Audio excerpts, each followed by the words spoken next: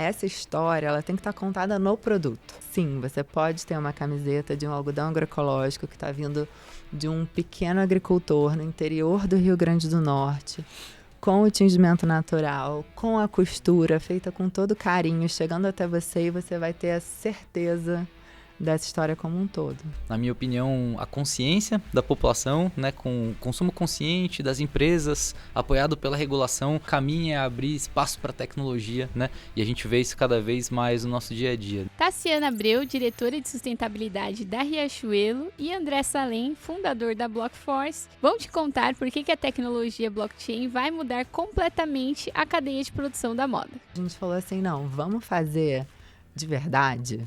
Vamos fazer em blockchain. A gente hoje rastreia uma relevante participação do grupo Arezzo. A gente tem mais ou menos quase 40% do couro rastreado de toda a cadeia, 9 milhões de produtos. A visão da tecnologia e da rastreabilidade, né, com IA, é ser essa grande espinha dorsal que impulsione de forma mais ágil, eficiente e barata a sustentabilidade. Ei pessoal, antes de começar o podcast, eu tô passando aqui para você lembrar de curtir esse vídeo e se inscrever no nosso canal. Sejam bem-vindos a mais uma edição do Future of Money, o nosso podcast semanal aqui na Exame, patrocinado pela Mint, pela Sicredi e pela Sênior. Eu sou a Mariana Maria, repórter do Future of Money, e os meus convidados de hoje vieram falar de um assunto inédito, que é a Tassiana Abreu, diretora de sustentabilidade da Riachuelo, e o André Salem, fundador da Blockforce. A gente vai falar sobre moda no blockchain, então não percam e assistam todo esse episódio que vai estar imperdível. Super obrigada, Mari, pelo convite. Um prazer enorme estar aqui com você, trazendo pela primeira vez o tema da moda para o Future of Money. Obrigado também, Mário, pelo convite. Legal demais estar aqui contando um pouquinho mais do nosso trabalho conjunto, da história da Blockforce e participando dessa edição tão legal aí, Future of Money. Eu que agradeço e, enfim, todo podcast a gente já começa contextualizando um pouco sobre os nossos convidados, e aí eu queria que, não sei quem vai falar primeiro, mas eu queria que vocês contassem um pouco, né, primeiro, Tassiana, como entrou para o mundo da moda, sustentabilidade, e você também como que fundou a Blockforce, de onde surgiu aí essa ideia e como que vocês agora estão, né, convergindo ali, trabalhando juntos num projeto que a gente vai falar aqui nesse episódio. Boa, então vou começar. Por favor. Comecei a trabalhar com moda em 2016, quando eu entrei na Farm. Sou carioca, dá para perceber pelo meu sotaque.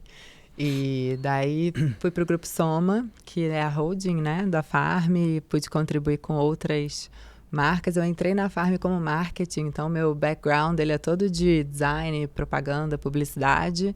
Mas eu já queria muito trabalhar com sustentabilidade, porque eu já não estava mais acreditando em marcas que não estavam fazendo, né, assim, o seu papel, pensando no seu impacto ambiental, social.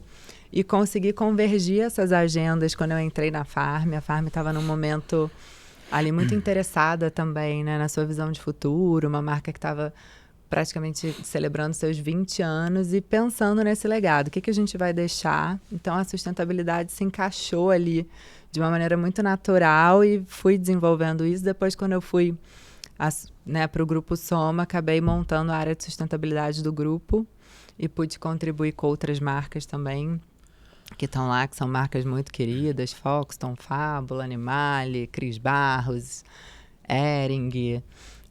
E conheci o André nesse percurso, então foi a moda que nos uniu.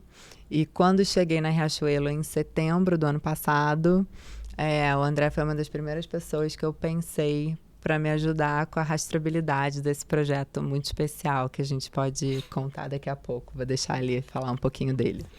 Que legal. Legal porque foi uma intersecção assim, de muito valor, assim, um encontro muito legal que soma muito, né? É uma parte muito relevante da história da Blockforce. Que para mim começou assim, eu me conectei com blockchain no laboratório da IBM do Brasil. Eu entrei lá como trainee e aí depois virei pesquisador. Isso foi mais ou menos em que ano? Isso era 2015.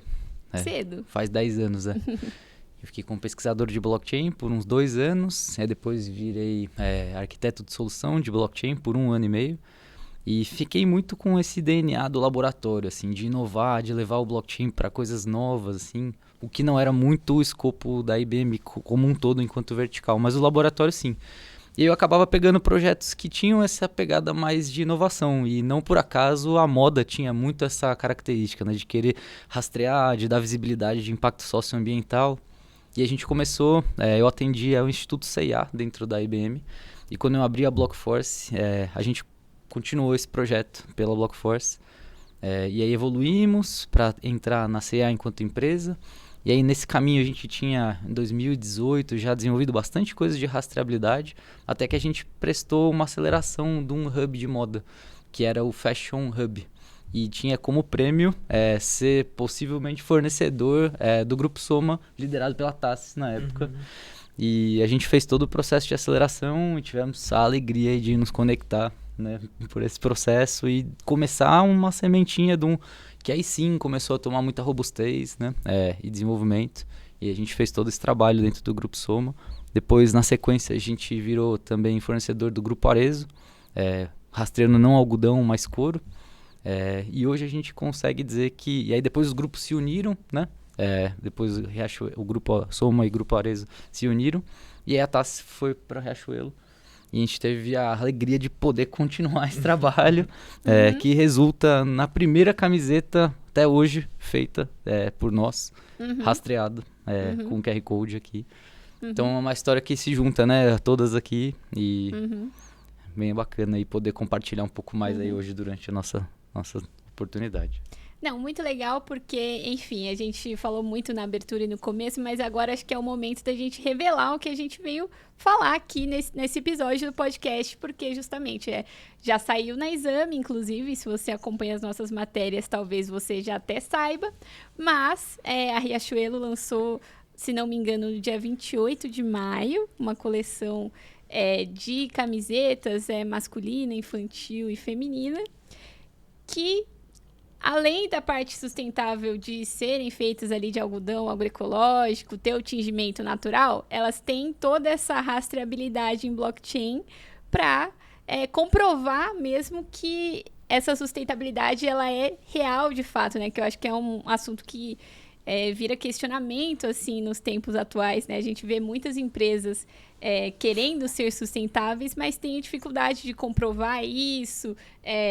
Não necessariamente é tudo feito dentro da empresa, então como é que você vai confiar, né, que esse processo de sustentabilidade está sendo realmente feito? Então, acho que blockchain entra muito nesse ponto, né, André? E aí, queria que vocês contassem um pouco mais sobre o projeto, como que surgiu isso, mais detalhes e tudo mais para quem está ouvindo. Começar... da tecnologia ou melhor explicar o processo? Quer falar o que primeiro? Acho que é legal. O que você acha melhor?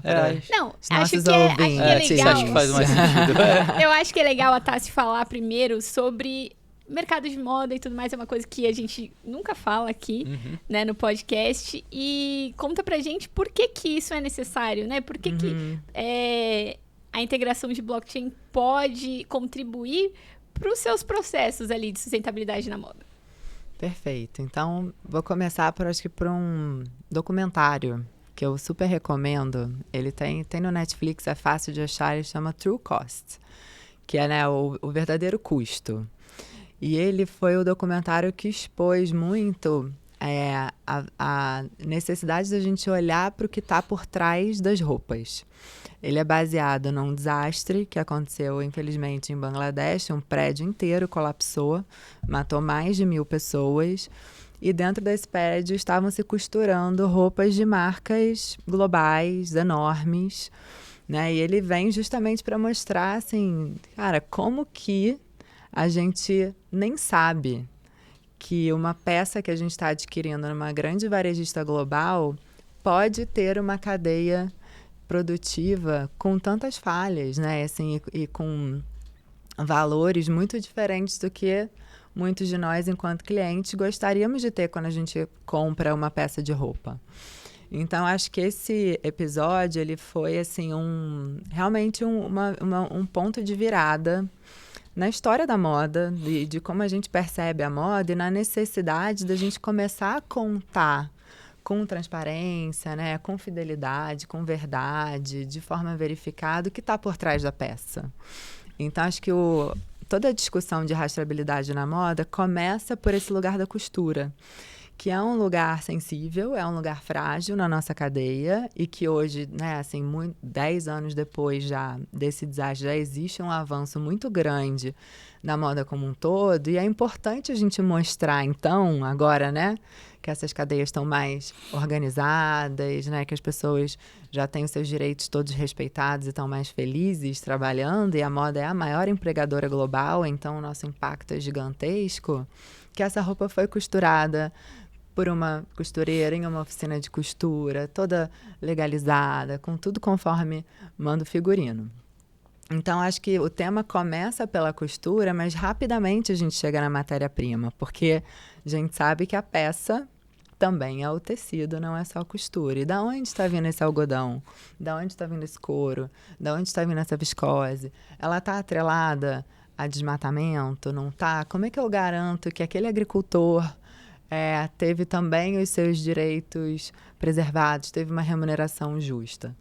Então, esse projeto, eu acho que ele é um projeto que deu muita vontade de contar essa história do início ao fim, porque ele é um projeto muito especial. Então, ele começa em 2021, o Instituto Riachuelo abraçando aí o resgate da cotonicultura, que é a produção do algodão no interior do Rio Grande do Norte. O Rio Grande do Norte já foi um exímio produtor de algodão. A gente tinha o melhor algodão do mundo no Brasil.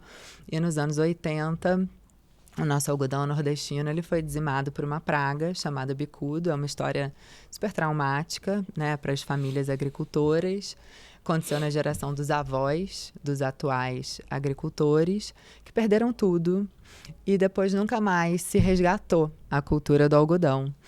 E o Instituto Riachuelo, ele atua no interior do Rio Grande do Norte. A fábrica da Riachuelo é no Rio Grande do Norte.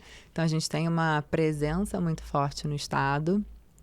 E aí, um dos projetos, então, do Instituto vamos resgatar o cultivo do algodão, mas vamos resgatar a partir das novas, né, técnicas agrícolas, a produção agroecológica, onde a gente pensa na propriedade do agricultor como um todo, na saúde do solo, na segurança alimentar dos animais. Então, em 21, começa a se estruturar a produção do algodão agroecológico, que hoje já alcança 15 municípios, mais de 150 agricultores que estão anualmente plantando e colhendo esse algodão. E aí a gente juntou as duas primeiras safras para conseguir uma quantidade para fazer a nossa primeira tiragem de camisetas. E como esse algodão feito sem nenhum tipo de químico, né, sem nenhum tipo de agrotóxico, só biofertilizante, o projeto é todo cuidado, a gente falou, então vamos fazer o tingimento natural. Então, essa camiseta, eu diria assim, que ela é uma das mais sustentáveis que a gente consegue encontrar hoje. Custa R$ 69,90, que eu acho que é uma informação importante, porque a gente também a gente quer desmistificar um pouco, né, que a sustentabilidade tem que ser mais cara. Ela é mais cara porque ela precisa ganhar escala, assim como a tecnologia. Mas, uma vez que a gente consegue fazer um projeto com esse nível de cuidado e controle, a gente consegue um preço muito legal. E aí a gente fez com tingimento natural. E na hora da gente começar a pensar o lançamento e a comunicação, a gente falou, essa história ela tem que estar contada no produto. E a gente poderia ter ido por um caminho de ter um QR Code que me levasse para uma página de comunicação. Mas como o André falou, a gente já vinha trabalhando juntos em outros projetos de rastreabilidade. A gente falou assim, não, vamos fazer de verdade. Vamos fazer em blockchain e mostrar assim que essa cadeia aqui, ela está sendo totalmente cuidada e ela é totalmente verdadeira e verificada para as pessoas terem essa segurança que sim, você pode ter uma camiseta de um algodão agroecológico que está vindo de um pequeno agricultor no interior do Rio Grande do Norte, com o tingimento natural, com a costura feita com todo carinho, chegando até você e você vai ter a certeza dessa história como um todo. E aí chamamos o André e a Blockforce para participarem com a gente desse projeto e montarem toda essa rastreabilidade na blockchain, né, com ele. Então, justamente, eu acho que ótima história, gostei muito. E para quem não sabe, o uso da blockchain ele é importante nesse projeto justamente por conta de ser uma rede imutável, né? Então, para quem não sabe, o que você coloca lá na blockchain não tem como mudar, não tem como apagar. E é uma informação que ela está verificada ali. É bem diferente do que, por exemplo, uma empresa montar uma página lá e escrever: ah, sim, isso aqui foi sustentável, mas quem está garantindo isso, né? Então, acho que a importância do uso da blockchain nesse projeto já começa aí, mas agora eu quero também que o André me conte mais detalhes sobre como que funciona isso. Legal. Então, a visão sempre foi essa, né? Para poder apoiar projetos e iniciativas que têm algo a ser provado, né? Dizer de valor, né? A gente tem uma sociedade aí que as coisas rodam no superficial, né? Que a gente não sabe o que a gente está consumindo. Então, a ideia sempre foi ter uma infraestrutura de blockchain que fosse possível rastrear ao máximo, né? E o que é uma infraestrutura de blockchain? É uma rede bem desenhada com diferentes níveis de permissionamento em que cada ator pode ver alguma parte da rede e tem diferentes níveis de acesso. Porque diferentemente de uma rede, vamos dizer, pública, por exemplo, do Ethereum, que está ali, né, a gente não consegue ter num consórcio de empresas todas as informações abertas. Porque a gente precisa que exista a confidencialidade de dados, né? Um fornecedor, por exemplo, não pode ver coisas para trás, a empresa não pode ver alguns preços que estão envolvidos. Então, é realmente uma rede permissionada. Então, no nosso caso, o que a gente desenvolve é uma infraestrutura desenhada, customizada, para que se integre nas necessidades de negócio da empresa, né? E no caso é a camada da moda, e que cada ator tenha seu papel específico para que esses dados entrem lá, eles sejam consensuados, façam esse registro imutável, em que a partir de uma regra de negócio específica daquela rede eles concordam, e aquela informação validada vai gerando cada bloco. E aí por isso que chama blockchain, né? É um encadeamento de blocos, né? Que são cada informações validadas, que uma atrás da outra sequencial gera a história do produto. Então quando você olha os blocos registrados, você vê quase que a história de construção daquilo, né? Desde onde ele foi plantado, fiação, tecelagem, né? E aí vai partindo até chegar no QR Code, em que o consumidor pode ver um filão dessas informações, que é, no caso, o nível de acesso que ele tem. Então, ele pode ver alguns registros, os hashes, as marcações, timestamp, mas ele não vê algumas informações que a empresa vê, não vê algumas informações que o fornecedor vê, o que é suficiente para garantir que foi consensuado por todos e que aquela informação é verdadeira. Então, como todos eles registram essa informação, a gente não pode alterar. Nem nós, nem a Riachuelo, nem ninguém, né? Então, fica realmente uma informação gravada no tempo. Aí você vai falar, putz, mas isso pode ser que então tem alguma chance de, sei lá, não ser 100% verdade? A gente ainda depende de inputs de diferentes atores. Mas o que a gente consegue garantir é que aquela informação que está gravada vai ficar para sempre no tempo ali marcada. Então a gente tem total rastreabilidade de quem pôs, quando pôs, né? Facilitando e viabilizando processos de auditoria muito mais fidedignos, né? E a gente falou muito sobre esse tal desse QR Code, né? Uhum. Que ele tá em algum lugar aí e o consumidor vai poder acessar e conferir a rastreabilidade de toda essa cadeia de sustentabilidade usada na coleção. Então, agora eu quero saber, cadê esse QR Code? Vamos mostrar ele aqui. O QR Code, ele tá dentro da camiseta. A gente colocou aqui bem na gola, bem, né, assim, embaixo da gola, para ficar bem acessível. E aí, é super simples, porque ele é um QR Code normal, então você fotografa com seu celular, né? Uhum. E você, assim que fotografar, vou fotografar aqui, já abre a página. Aqui a gente tem um carrosselzinho com várias imagens, então você pode ver diferentes modelagens, cores que a gente tem a camiseta. E aí começa o textinho de introdução, a gente tem todos os quesitos, né, do produto, 100% algodão agroecológico, sem uso de agrotóxicos, com tingimento natural, e aí a gente entra em cada etapa da produção. Então, a gente traz o plantio do algodão, o beneficiamento do algodão, a fiação, da onde veio o tingimento, onde foi a produção, tecelagem, confecção, distribuição, até chegar nas lojas de Riachuelo. E aí você pode clicar aí para o site, pode clicar em entender o número de lojas, e cada um desses blocos, como o André falou, ele abre num descritivo maior. E se você clica, aqui tem um mapinha que você consegue ver também a geolocalização de onde aquele processo foi feito. E se você clica no ícone da blockchain, ele abre... Como chama isso? O Blockchain Explorer. O Blockchain Explorer. E aí você consegue ter acesso às informações que ficaram lá no tempo, gravadas de maneira imutável e pra gente transparente, né? Porque eu acho que a transparência, eu acho que é uma palavra-chave aí também do projeto, da gente revelar a nossa cadeia, revelar onde tudo está sendo feito. Não, eu achei muito interessante que você mostrou aqui agora, porque esse QR Code, ele não é uma etiqueta, ele não é um papel que vai ser jogado fora, e ele pode ser acessado de uma forma fácil, né? Porque quando a gente fala de blockchain, e aí o André também vai entender um pouco mais, parece que tudo que a gente fala tem ali uma camada ali de restrição pelo fato de ser uma tecnologia muito nova, muito complicada, que as pessoas ainda estão começando a entender, né? Porque blockchain ali surgiu com Bitcoin em 2008, 2009. Então, a gente fala, já é mais de 15 anos. Mas isso, para a tecnologia, é tão pouco, né? Para as pessoas aprenderem, assim. Por exemplo, meu pai acabou de aprender a fazer o Pix. Imagina blockchain, né? Então... É interessante também, quando a gente pensa em projetos assim, que seja algo fácil de usar, né? E aí eu também queria que o André me contasse um pouco mais sobre, além desse projeto, outros projetos que vocês fizeram na área da moda, né? Eu vi que a Blockforce tem ali uma vertical de moda, que é a Fair Fashion. Então, me conta um pouco como que surgiu isso, projetos que vocês já fizeram e o que vocês têm feito também para trazer ali blockchain para as empresas, né, para o usuário comum.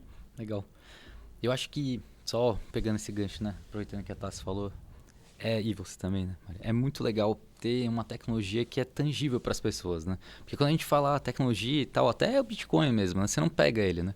Então, quando chega na mão de uma pessoa e consegue validar um processo que dá transparência para pessoas e coisas principalmente sustentáveis que aconteceram, acho que foi esse, certamente, o motivo pela qual a Blockforce nasceu, assim, né? A gente não veio para... A ideia sempre foi empoderar novas economias, né? Então, a gente conseguir, com a tecnologia, dar valor para as coisas que precisam de verdade, assim, né? Então, não para reinventar um banco, uma coisa assim, né? Nossa ideia foi realmente conseguir criar uma nova economia de valor e esse projeto e os pilares de rastreabilidade, na minha opinião, conseguem levar isso adiante, né? Tem uma pegada, até que é legal comentar, que essa frente de rastreabilidade, de QR Code, ela está começando muito forte na Europa, com um nome que chama Digital Product Passport. Então, é uma forma, a abreviação de DPP, que está trazendo diferentes normativas que vão obrigar uma série de conformidades e certificações para que um produto seja aceito na União Europeia. Então, um projeto como esse, ele já tem quase 100% das características necessárias que vão daqui a pouco ser exigidas para exportar. Então, isso já é uma realidade no setor de, por exemplo, baterias. Nada que não tenha o Digital Product Passport pode, hoje em dia, ser circulado com aprovação na Europa. O rollout para isso está sendo claro para 2026 na moda e outros faseamentos. Então, a rastreabilidade é um componente, vamos dizer, sine qua non para que o Digital Product Passport exista, né? Então, na minha opinião, isso acaba acontecendo quase como fosse uma rede, um rail invisível, que nem hoje em dia, né, analogamente, a gente sabe que a movimentação de stablecoin é maior hoje do que, por exemplo, a movimentação da Visa e do Mastercard juntos. Em 2022, o Tether já transacionou 5 vezes mais que a Visa e a Mastercard. Só que essa rede econômica financeira que acontece, ninguém vê, ela não é tangível, né? E na minha opinião, esse mesmo direcionamento vai acabar acontecendo para a indústria, para a logística, sob a visão dessas redes permissionadas que vão transacionando valor e informação confiável entre indústria e cliente e consumidor, né? Então, nosso objetivo na Blockforce é ser pioneiro na construção dessas redes de valor, né, que são invisíveis, mas que, dependendo de regulação, de repente elas viram o standard a ser funcionar, né? E outros projetos que acontecem em cima disso também é a rastreabilidade, que nem a Tassi comentou, que a gente faz desde antes da rastreabilidade do couro. A gente hoje rastreia uma relevante participação do grupo Arezzo. A gente tem mais ou menos quase 40% do couro rastreado de toda a cadeia, 9 milhões de produtos. A gente faz também rastreabilidade de indicador socioambiental em cima da parte de rastreabilidade, né? Como eu comentei, a gente enxerga ela muito como um meio, né? A rastreabilidade para levar um valor. Então a gente tem implementado módulos de AI para tirar insight de se a região que os fornecedores estão está em área de desmatamento, tem algum tipo de aviso ou infração ambiental para ser notificado. Então a rastreabilidade ela acaba servindo como um grande coletor de informações de diferentes segmentos do fornecedor, da própria empresa, para que a gente apoie nessa gestão sustentável, né? E a IA vem muito nesse sentido para a gente. Espero poder daqui a pouco comentar um pouco mais, senão eu vou falar um tantão de uma vez só aqui. Não, com certeza. Acho que a gente falou muito sobre a palavra sustentabilidade. Sim. E aí eu queria trazer também um outro assunto que sustentabilidade é um assunto já relativamente novo, assim. Não faz muito tempo que o mundo começou a falar sobre isso. E para muita gente, muitas empresas e tudo mais, é meio que visto como uma frescura ou como uma coisa assim que, tudo bem, se puder ser sustentável, beleza, mas se eu precisar ter que pagar mais caro para isso, eu não vou pagar e tudo mais. Então a gente tem esse cenário ali com as empresas e os consumidores também, que ainda falta um pouco de uma evangelização, assim, né, de todas essas pessoas envolvidas com tudo isso sobre sustentabilidade. Então, eu queria que, principalmente, a Tassi trouxesse um pouco mais detalhes sobre por que a sustentabilidade é importante, né? Você mencionou ali esse caso que teve lá alguns anos atrás, mas ainda é uma coisa que a gente observa no mercado, né? E para as empresas também é um pouco complicado, porque quando a gente fala de empresa, a empresa tem muito fornecedor, tem muito parceiro, que você não sabe o que a outra empresa, o seu fornecedor, está fazendo lá na outra ponta, né? Então, como que funciona toda essa logística do lado de vocês e o que precisa ali também melhorar do ponto de vista da sustentabilidade? É uma grande pergunta. Mas eu acho importante a gente olhar para a sustentabilidade como uma grande mudança cultural. E ela não vai acontecer muito rápido, mas eu acho que ela está acelerada.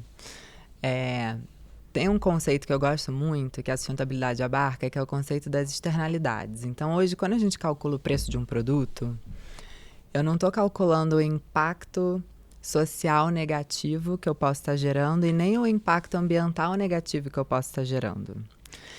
Então, a gente começa a ter uma conta que ela é uma conta insustentável, né? Para o planeta, para as pessoas e até do ponto de vista financeiro, que é quase como se eu estivesse precificando metade do problema, né? Então, hoje, a gente já começa a discutir modelos de negócio e a economia circular, né? Que olha para resíduo como insumo, ela já traz muito essa lógica da gente olhar assim, gente, calma aí, eu estou gerando mais de 100 milhões de peças de roupa ano, né? Estou distribuindo e colocando no mundo. Eu tenho responsabilidade na maneira como essa roupa toda está sendo descartada, mas essa roupa ela já está na mão do meu cliente.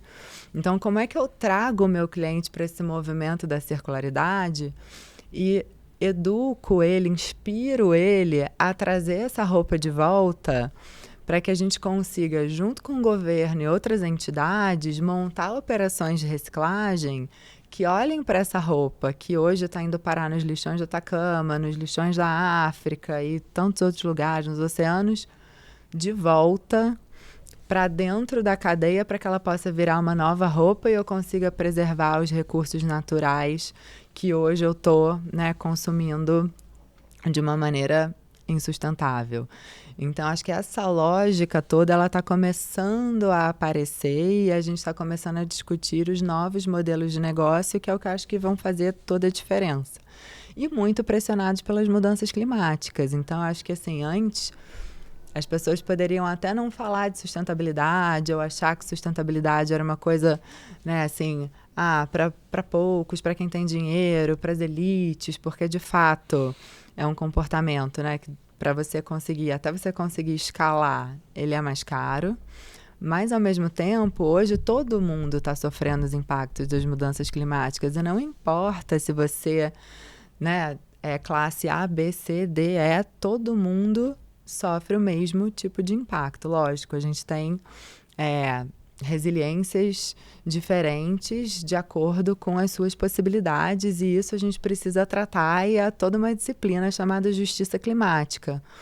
Mas simplesmente olhando para mudanças climáticas, eu acho que isso já muda muito o jogo, sabe? Eu acho que já traz um novo senso de urgência, já traz um novo comprometimento das pessoas de entenderem assim, cara, o que eu estou fazendo, a maneira como eu estou consumindo, a maneira como eu cuido do meu resíduo, o combustível que eu abasteço o meu carro, ou o meu meio, a minha escolha de um meio de transporte, tudo isso impacta nas mudanças do clima. E lógico que vem uma pressão muito grande em cima das empresas necessárias, e as empresas fazendo uma pressão muito grande em cima do governo, também necessário, para que a gente consiga resolver essa grande equação de como é que a gente financia toda essa transformação que a gente precisa fazer acontecer, mas que hoje eu não consigo simplesmente repassar no meu preço de produto e falar, André, a partir de agora você vai pagar 2 vezes mais na sua garrafa d'água,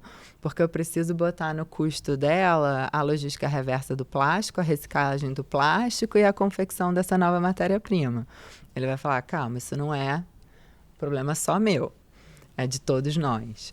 Então, acho que a gente está nesse momento dessa grande discussão, mas eu vejo muitos avanços já no comportamento das pessoas, sabe? As pessoas estão mais ligadas, estão mais preocupadas, querem saber mais. E aí a informação também de qualidade é fundamental, né? Porque ela que vai te permitir fazer melhores escolhas. E o André comentou uma coisa que eu achei super interessante, que também revela o potencial, né, de um projeto como esse que vocês estão fazendo, que é o fato de que, por exemplo, na Europa, algumas empresas já são obrigadas, né, a comprovar essa cadeia de sustentabilidade. Então, que eu acho um super incentivo também para que a gente consiga essa escala que você mencionou, mas eu queria saber, então, se no Brasil a gente já tem algum tipo de lei, algum tipo de conversa nesse sentido ou ainda não? Então, estamos com leis tramitando, né? A gente tem a Política Nacional de Resíduos Sólidos, por exemplo, mas a gente está tramitando o capítulo têxtil, então, que vai impactar diretamente as empresas de moda. A gente está com propostas de lei para a economia circular, que também impacta diretamente as empresas de moda. Eu acho que hoje, no mundo, a Europa está mais avançada, né? Acho que a França é um país que é uma referência para a legislação ambiental como um todo, e o Brasil está vindo atrás. Eu acho que tem um compromisso muito grande agora também com a própria COP30, né, que vai ser aqui em Belém, do Brasil mostrar a que veio realmente nessa pauta e capitanear uma discussão de uma nação que é capaz de ser uma potência socioambiental e mostrar que é possível, sim, a gente promover o desenvolvimento, mas incluindo as pessoas e não prejudicando o meio ambiente. Então, acho que é um momento para o Brasil muito bom, e eu acho que essas legislações, como a própria tramitação da regulação de carbono e de créditos de carbono no Brasil, está tudo andando mais rápido. Eu acho que por causa da COP, eu acho que isso é muito bom para a gente, porque a gente sabe a força que uma nova legislação tem em moldar novos comportamentos de mercado, né? E aqui no podcast do Future of Money, a gente adora especular sobre o futuro do dinheiro, o futuro da tecnologia. Então, várias vezes, em vários episódios que a gente já fez aqui, a gente já falou muito sobre a digitalização de tudo, né? Tudo vai ser digital. A gente já falou até de roupas digitais, né? Mas o fato é que a gente sabe que algumas coisas não dá para digitalizar, né? As roupas, principalmente, acho que a gente vai continuar usando roupa, né? Mas, então, queria saber do André como é que funciona a aplicabilidade dessas tecnologias em cadeias de produção como, né, da Riachuelo, de roupas mesmo, porque a gente pensa muito, até do lado de sustentabilidade, seria muito legal se a gente pudesse digitalizar tudo, mas como eu falei, não dá para digitalizar tudo. Então, como é que funciona essa integração de cadeias de produção mais tradicionais, digamos assim, com tecnologias super disruptivas que nem você mencionou. A gente já falou muito de blockchain, falou de IA, né? Então, conta um pouco mais sobre isso. Claro. Eu acho que vem muito desse lugar, né? Que você falou, assim, né? De Tassi também. Para que a gente quer muito mudar a sociedade, né? De melhorar. E aí veio a nova economia, né? Mais circular, mais resiliente, compartilhada, de baixo carbono. Um conceito muito legal de nova economia. Mas como que se instrumentaliza isso, né? Na minha opinião, a blockchain consegue trazer claramente, né, os pilares disso ser executado, né? Compartilhada, com consenso, visível, transparente, né? Só que aí quando a gente chega numa cadeia, vamos dizer, que não é tão digitalizada assim, que nem a cadeia logística ou têxtil, que a gente encontra diversas, vamos dizer, assimetrias de tecnologia, né? De maturidade tecnológica. Como que a gente vai digitalizar um dado? Então, é um processo realmente trabalhoso, que leva anos, né? A Blockforce está há muitos anos nessa frente e agora que a gente consegue chegar num âmbito de escala mesmo, de tração e segurança da rede, porque de fato são diversas interfaces que você tem que criar para capturar essa informação. Então, por exemplo, como eu comentei antes, modularizado, diferentes níveis de acesso, visão por ator, mas como que você vai trazer esse dado? Um ator, por exemplo, tem um RP, você vai lá e faz uma API para integrar tecnologicamente. O outro não tem, então você tem que criar uma planilha específica que atenda o jeito dele para pegar esse dado, parsear para a rede. O outro nem isso vai fazer, então tem um formulário que você preenche. Graças à IA, então assim, até antes, né, de falar da IA, né, mas essa captura com diferentes interfaces e pontos de entrada, né, já está totalmente desenvolvida. Então a gente consegue se adequar a diferentes cenários de maturidade, trazer essa informação, vamos dizer, para um banco de dados laico e aí daí passar para a blockchain, né? Então dessa forma a gente vai capturando o dado e registrando da maneira que a gente determinou a nível de consenso. Então acho que esse grande exercício é o diferencial da rastreabilidade, né? De você conseguir capturar esse dado e orquestrar ele para que saia no final um QR Code para que o empresa ver.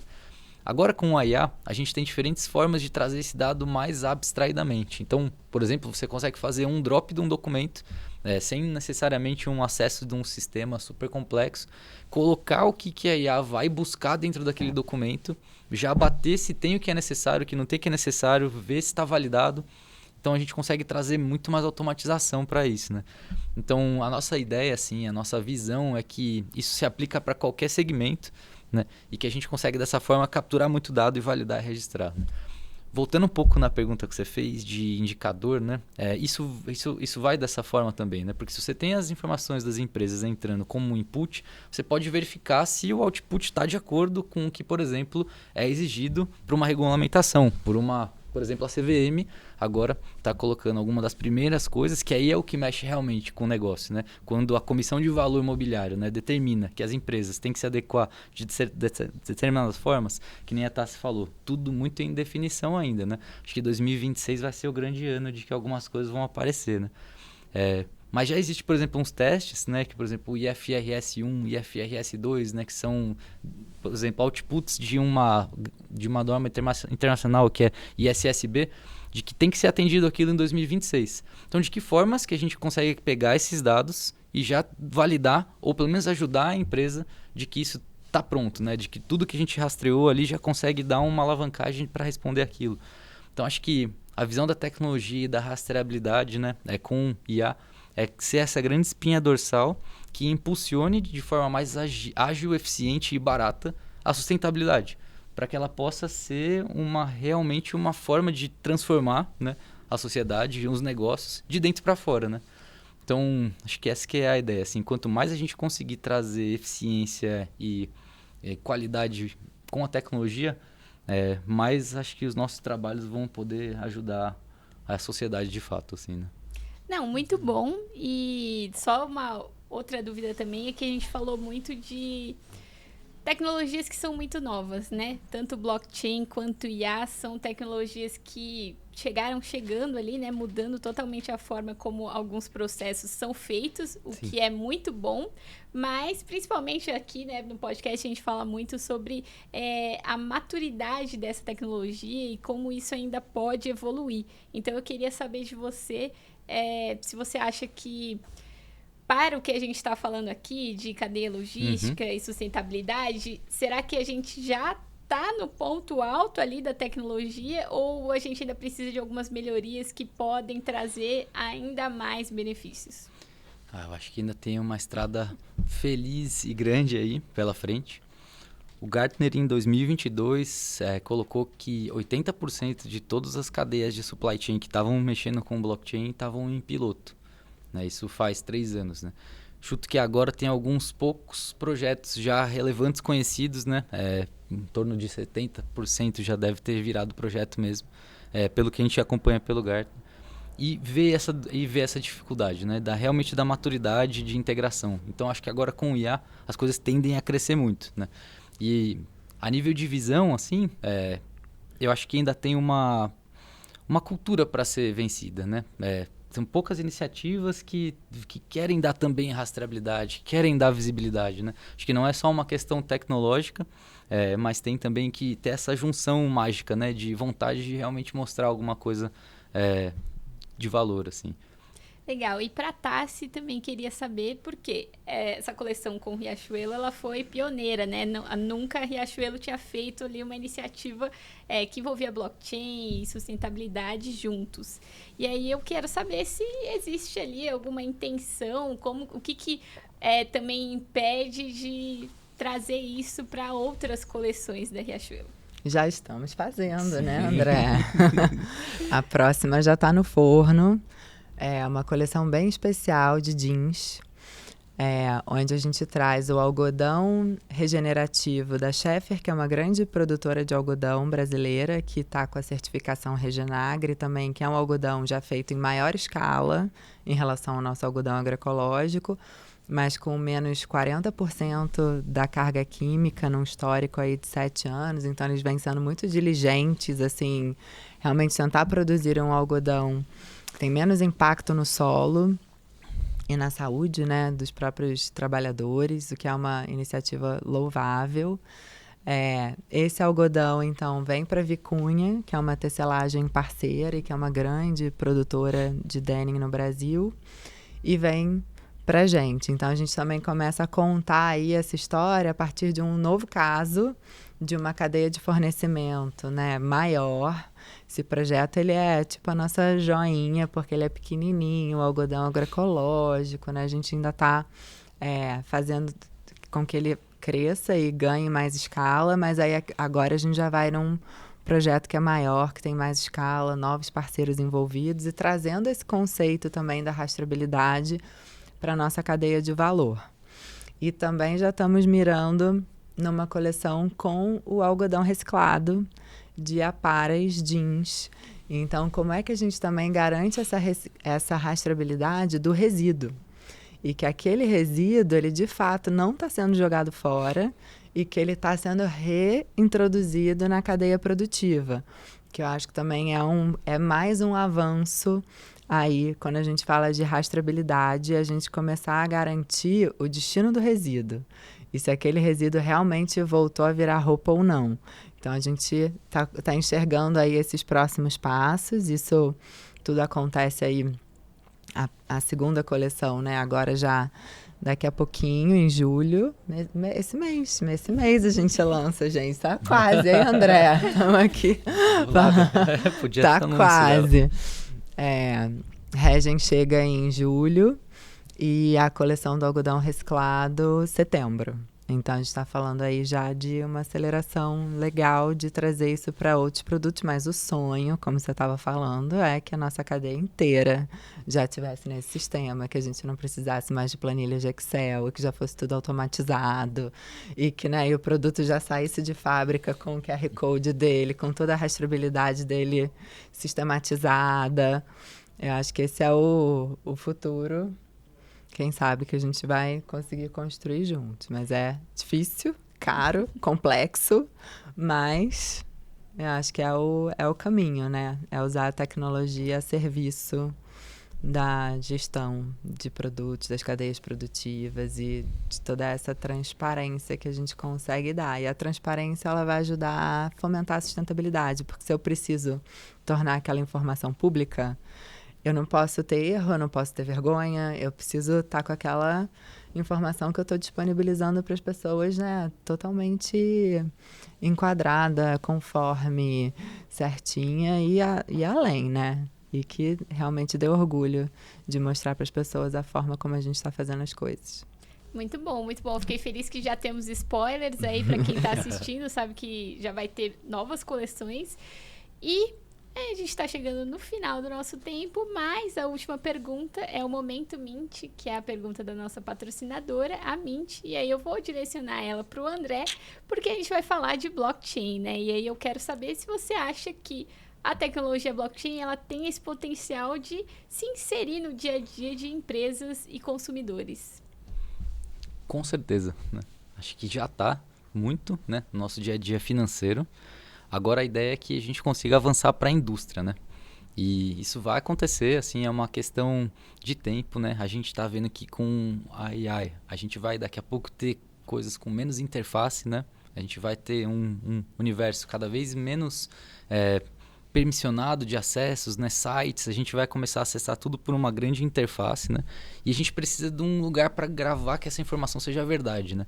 Então, daqui a pouco você está tendo output e dados produzidos por AI, você não consegue nem saber se isso veio de uma AI ou de um lugar. Então, blockchain como uma infraestrutura de transação, de verificação de valor, só isso assim já é essencial para a gente ter uma sociedade que tenha a base firme, né, que saiba de onde vem as coisas, que tenha confiabilidade nos processos.